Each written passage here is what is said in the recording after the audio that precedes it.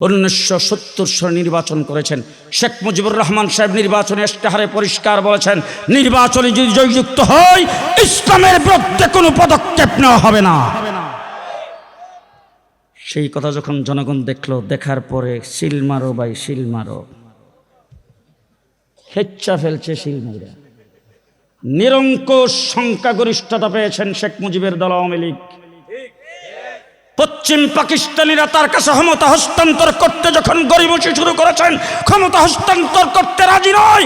7.5 কোটি বাঙালি অস্ত্র ধরে দেশ স্বাধীন করেছেন বাংলাদেশ। যুদ্ধ করেছি 9 মাস। কয় মাস?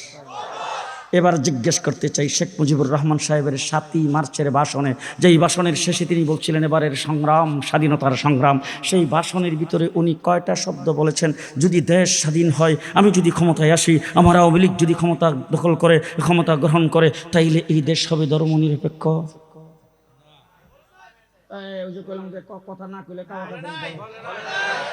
যে বলছেন জিয়াউর রহমান সাহেব স্বাধীনতা ঘোষণা দিয়েছেন, তিনি কি সেই কথা কালুরঘাট মানে বেতার কেন্দ্র থেকে তিনি এই কথা বলছিলেন, দেশ স্বাধীন হবে, আমি স্বাধীনতার ঘোষণা করলাম, স্বাধীনতা যুদ্ধ আজকের থেকে শুরু হয়েছে, যুদ্ধ করে যদি দেশ স্বাধীন হয় দেশ হবে ধর্মনিরপেক্ষ। যারা দাঁড়ায় দিছে কথা কয় না বলছেন, সারা বাংলাদেশে যারা মুক্তিযুদ্ধ যারা করেছেন, মুক্তিযুদ্ধদেরকেও বলছেন স্বাধীন সার্বভৌম বাংলাদেশ হবে মানে ধর্মনিরপেক্ষ বলছেন। ইলেকশন করেছেন, ইসলামের বিরুদ্ধে কিছু করা হবে না। কেউ বলেন শেখ মুজিবুর রহমান সাহেবকে অ্যারেস্ট করে নিয়ে গেছেন পাকিস্তানিরা, কেউ বলেন তিনি আত্মসমর্পণ করছেন। আমি সেই বিতর্কে যাইতে চাই না। উনি পাকিস্তানে আটকা ছিলেন, সেখান থেকে যখন দেশ স্বাধীনের পরে যখন আসছেন, উনি কি ডাইরেক্ট বাংলাদেশে আইছেন? গেছেন কই? লন্ডন। সেখানে যাই একটা প্রেসক্রিপশন নিছেন,